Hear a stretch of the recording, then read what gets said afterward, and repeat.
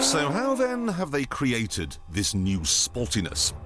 It looks the same as the old car from the outside, and the interior is pretty similar as well. So, you're probably expecting the engine to be some kind of nitroglycerine-fueled rocket. Let's have a look. Nope. They fiddled with it a bit, but in essence, it's the same 6-litre V12 you get in the DB9. Sounds pretty much the same as before, and at £174,000, it also costs pretty much the same as well. So at this point, you're probably wondering, have they actually done anything significant at all? Well, they've lowered the ride height, stiffened up the suspension, and quickened up the steering, but the simple answer is no. However, if you really concentrate, you can tell that all those little changes add up to make a big difference. They may have only fiddled with the engine, but the result is 520 brake horsepower. That's 60 more than before.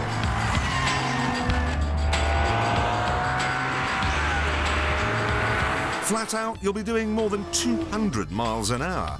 And it stops better too, because it now has brakes which aren't made from old biscuit barrels.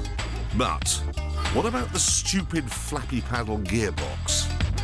Well, they say they've cracked it with the Vanquish S, so let's find out. Let's just stop, put it into first. Now, if I put my foot down in the old car, I just get a lot of smoke from the clutch. Let's just try this.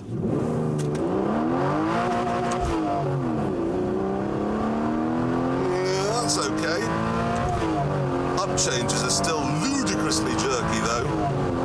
And it still won't change down when I want it to. Come on, what second? Now, I paid for the car. I want to choose when to change gear, not you. I know best. I have to say, though, that apart from the gearbox, this is way better than it was before. It feels faster, tauter and harder.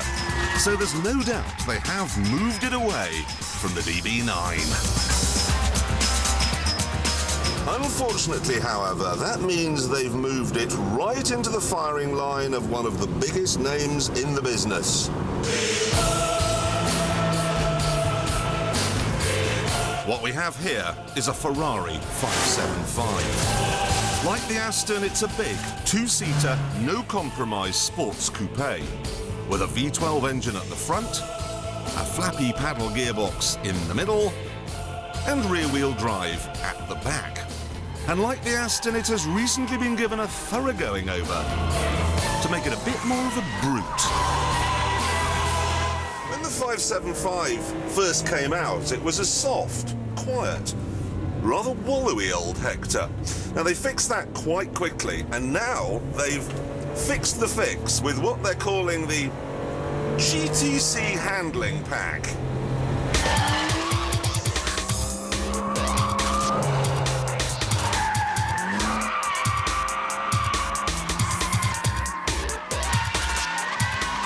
For an extra £16,000, you get thicker anti-roll bars, stiffer suspension, fatter tyres, and ceramic brakes.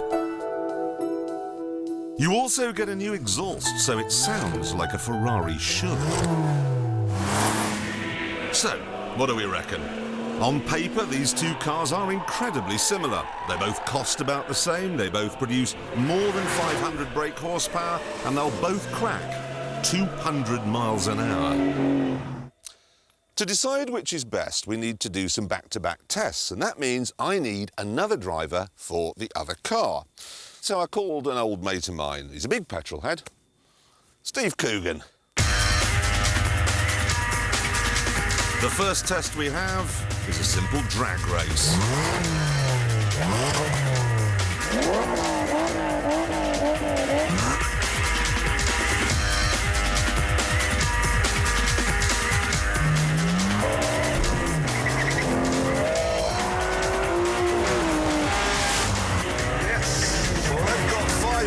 Horsepower than Coogan in the Ferrari, but I'm carrying an extra 100 kilograms, and it's the weight that's costing me First, we did a braking test, and once again, the Ferrari was the winner. But the big deciding factor is how these cars make you feel.